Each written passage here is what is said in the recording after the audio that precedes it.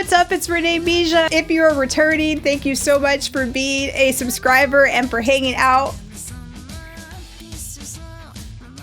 So I got the Hoover. At this point, every single one of my exes who did have narcissistic personality disorder or were narcissistic psychopaths have now Hoovered. I'm at a point now to where I'm ready to be in a relationship with someone who is not a narcissist. And so I'm going to do a video on if you keep attracting narcissists, why you keep attracting narcissists. But I wasn't necessarily gonna share. I was like, well, maybe I'll just keep it to myself. But I'm like, you know what? Since I've been talking about it, let's go ahead and talk about it. So it was 1 year from the day that we last spoke. And what was different about this time is it's kind of interesting. The night before, I was actually really excited about going out and dating again. Like actually really excited and like, yay. And I didn't sleep very well that night. And when I woke up, that was right when the message had came in. I'm like, oh.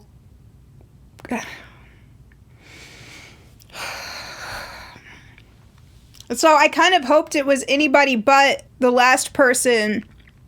But yeah, that's what happened. So they gave me this BS apology and I didn't ask for an apology. They are making a lot of assumptions, but simply put, they were trying to manipulate. They were trying to manipulate. And was I excited? No. Was I happy?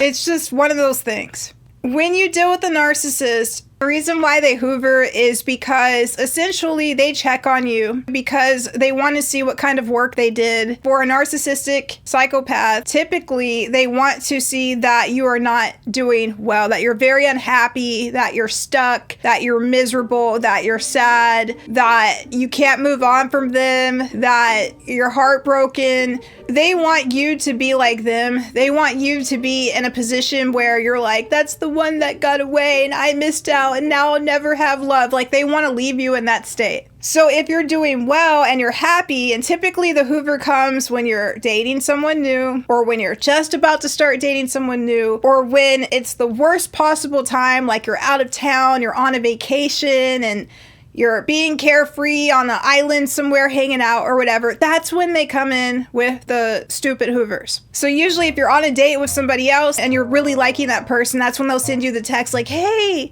I'm in your area. Do you want to like, let's go out to lunch, let's go out to dinner or something like that, you know? And it's like, this is the worst possible timing. It's like they catch you when you're in a really good mood most of the time. When you're down, when you're not feeling good, when you're unhappy, that's not when they Hoover. Especially if you're dealing with ones that are energy vampires or are more negative, right?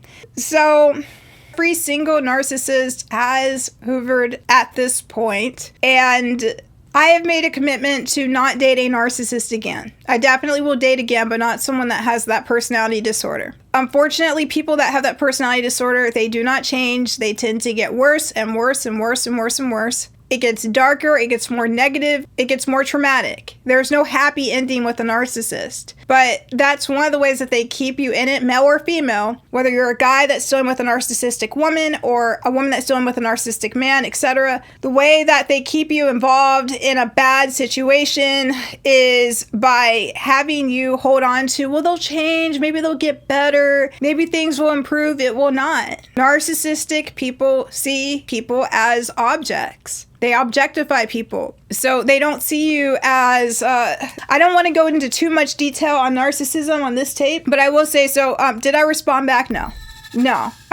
First of all, I didn't ask for an apology. Second of all, I'm not seeking any closure. Third of all, I'm just like, dude, was I shocked? I was and I wasn't. Because, okay, so let me explain. I blocked them on everything a year ago, but maybe about a month after I blocked them on everything, I went ahead and unblocked them on my phone. Why? I guess because I was like, well, you never know. Maybe we can be friends. Like, last time I had dealt with this person, this particular one, it was a very long time ago. I had dealt with this person 10 years earlier. All right, 10 years earlier, I knew immediately this is a narcissistic psychopath. when I met up with this one, he literally, there's only one other person, maybe two. But this one checked off so high on the list of psychopathy that I was almost like, this is like uncanny.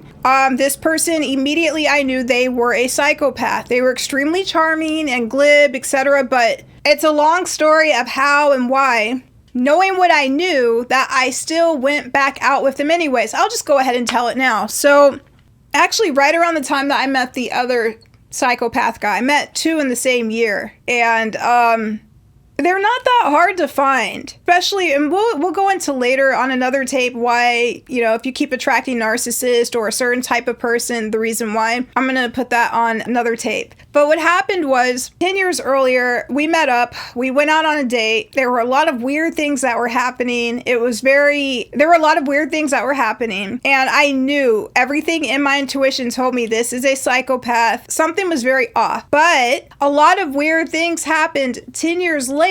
I run into the person, and there were a lot of mysterious events that led up to us running in together. If you haven't watched the movie Nefarious, watch the movie Nefarious. The second time, I didn't even recognize who it was. I was so surprised by all of the weird synchronicities and by all of the kind of mysterious things that led up to us running into each other the second time that I thought, I want to see this through. I want to see what happens. And there's a lot more to that, but I'll leave it there. There is a small part of my brain that was like, well, but what if? Because after so many years go by, you're like, but what if it was this? But I know it was that, but I've said it before, it's worth saying again and again. If you are dealing with a narcissist, they will repeat the same patterns. They will do the same thing or worse.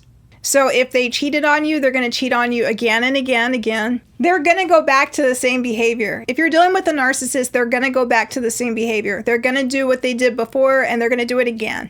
If you're dealing with a narcissistic psychopath, someone who's high on the narcissistic scale, to the point of psychopathy, these ones are a little bit more psychological, and they tend to not leave you alone until they make sure that you are basically broken, so to speak. These are absolutely the wrong ones to ever go back to. A lot of times, these are the ones that will purposely do things in order to make it very difficult for the person to ever leave them. They don't come back because they want you to be happy, or they want to make things right, or they want to set the record straight. They come back because they want you to emotionally suffer. So if they weren't able to hurt you, they want to come back and make sure that they're able to do something that will make you really sad or make you unable to move forward. So that's unfortunately what they do. Anyways, I hope you have a great rest of the day. Look forward to talking to you more, and see you later. Bye-bye.